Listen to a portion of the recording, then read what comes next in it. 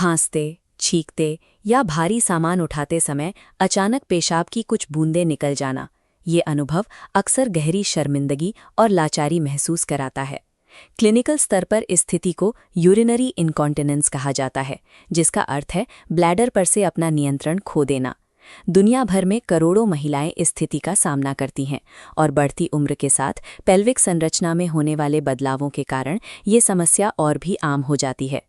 शरीर में होने वाला ये रिसाव एक विशुद्ध रूप से शारीरिक और मैकेनिकल बदलाव है, जो उम्र या अन्य कारकों के साथ शरीर के आंतरिक वाल्व और मांसपेशियों के संचालन में आता है।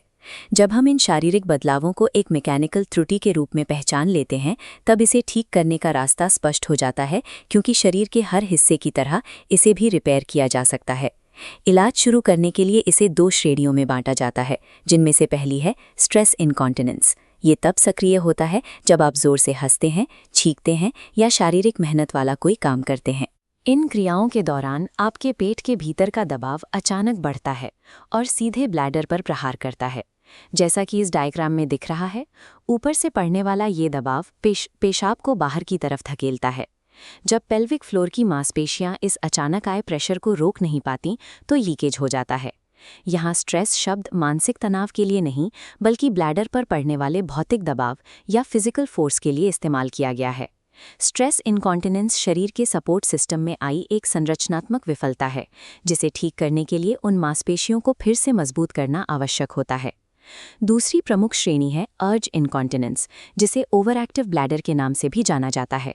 इसमें अचानक और इतनी तीव्र इच्छा महसूस होती है कि वॉशरूम पहुंचने से पहले ही ब्लैडर खाली होने लगता है। यहाँ समस्या बाहरी दबाव की नहीं है।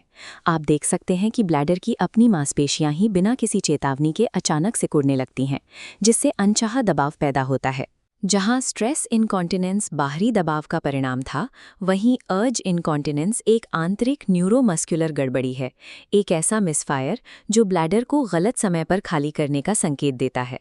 क्योंकि ये समस्या मांसपेशियों की सक्रियता से जुड़ी है, इसलिए इसका समाधान पेल्विक फ्लोर को मजबूत करने के बजाय सीधे ब्लैडर की उत्तेजना को शांत करने पर केंद्रित होता है। स्ट्रेस इनकॉन्टिनेंस के मामलों में कमज़ोर मांसपेशियों को वापस ताकतवर बनाने के लिए कीगल एक्सरसाइज सबसे प्रभावी उपाय है। पेल्विक फ्लोर को बार बार सिकोड़ने और छोड़ने का यह अभ्यास धीरे धीरे ब्लैडर के लिए वो फिजिकल सपोर्ट तैयार कर देता है जो लीकेज को रोकने के लिए ज़रूरी है। वहीं अर्ज इनकॉन्टिनेंस के लिए, जहां मांसपेशियां अनियंत्रित रूप से सिकुड़ रही हैं, डॉक्टर अक्सर फार्मास्यूटिकल हस्तक्षेप का चुनाव करते हैं। मिराबिक्रोन या डैलिफेनासिन जैसी दवाएं सीधे ब्लैडर के ऊतकों पर काम करती हैं।